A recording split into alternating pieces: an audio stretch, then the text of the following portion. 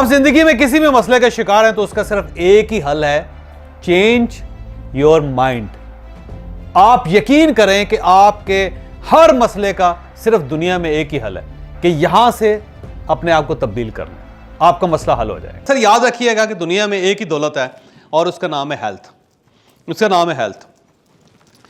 वो हज़रत मूसा अलैहिस्सलाम जो अल्लाह ताला से मुखातिब होते, एक ही इंसान थे जिनको ये फसिलत हासिल हुई कि वो अल्लाह ताला से मुखातिब हो सकते थे।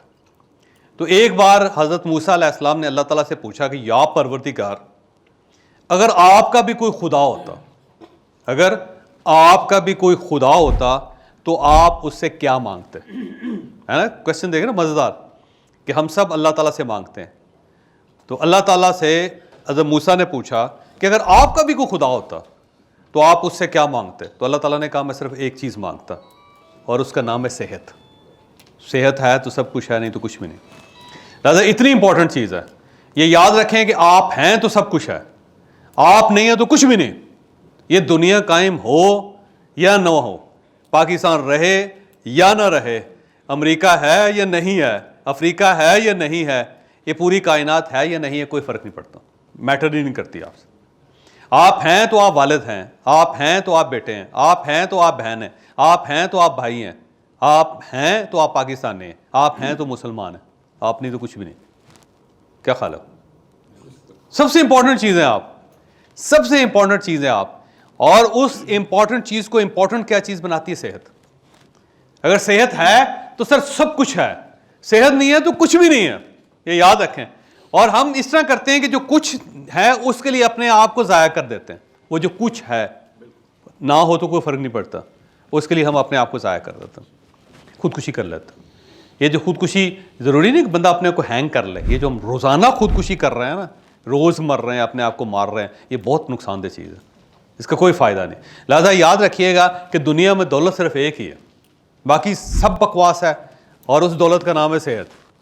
आप अगर सेहतमंद हैं तो सब कुछ है, फिर आप पैसे कमा भी लेंगे। मसलन अगर आपका नुकसान हो गया है और उसके बाद अगर आप सेहतमंद हैं तो आप दोबारा कमा लें, और अगर आप उसी झटके में गुजर गए तो आप कुछ नहीं कमा सकते, फिर ख़त्म हो गया। तो लॉस आपका है। आप अगर बच गए फिर कोई इशू नहीं, और अगर आप उस सारे हंगामे में मर गए हैं, ख़त्म हो गए हैं, तो फिर हर चीज़ लास्ट है, फिर कोई नहीं। फिर आपका कतबा लगाया जा सकता है, उसे कहेंगे जी इतना बड़ा ज़बरदस्त आदमी था, फ़लाँ तारीख को कोते के नीचे आके मर गया। क्या फ़ायदा थी लाइफ का? हर चीज़ ख़त्म होगी ना सर आपकी।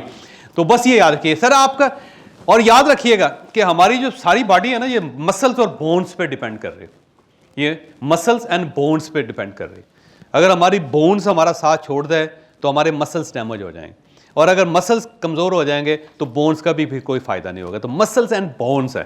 40 साल के बाद अपनी रिचुअल्स बना लें कि आपने अपनी हड्डियों की फिक्र ज़्यादा करना है, क्योंकि उसके बाद आपकी हड्डियाँ आपको चलाएंगे।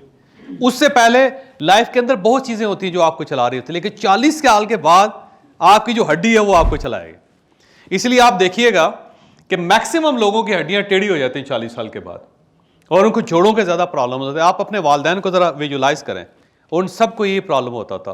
फिर पहले हड्डी प्रॉब्लम करती, फिर उसके बाद मसल्स करते हैं, मसल डैमेज हो जाते हैं, क्योंकि हड्डी जो है उसको हमने मजबूत नहीं रखा।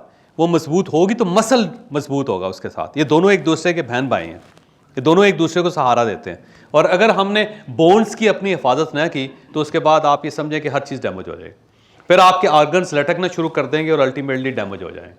तो उनको बचाने के लिए सबसे ज़्यादा ज़रूरी है कि सबसे पहले आप अपनी हड्डियों की केयर करना शुरू करें, वो बहुत ज़्यादा ज़रूरी। 40 साल के बाद ये भुरभुरी हो जाती हैं, इसके बड़े मेडिकल टर्म्स हैं। अच्छा सर, इस तरह है कि अपनी बोन्स के टेक केयर करें, उसके लिए बड़े कुछ फार्मूले हैं। एक तो वॉक आपने रेगुलर करनी, हफ्ते में 7 दिन, कोई दिन मिस नहीं होना चाहिए। आंधी हो, तूफान हो, बारिश हो, गर्मी हो, बीवी के साथ लड़ाई हो, खामद के साथ लड़ाई हो, बच्चों के साथ फैल लग रहे, कोई, मैंने एक रिचुअल बना लिया कि जब मैं किसी के साथ लड़ता हूँ ना तो मैं जाके वॉक करना शुरू कर जब भी मैं नाराज़ होता हूँ, मैं तू बह, मैं आकर तुझे जवाब देना। वॉक करना शुरू कर देता हूँ। लिहाजा हफ्ते में 7 दिन वॉक जरूर करनी, कुछ भी हो जाए, कुछ भी हो जाए, बस ये रिचुअल है। जैसे 5 नमाजें होती हैं ना, उसमें किसी दिन कज़ा नहीं होती। ये नहीं है कि आज हफ्ता है तो आप छुट्टी कर लें, या बारिश होगी तो नमाज ख़त्म हो गई, वो नहीं होगी।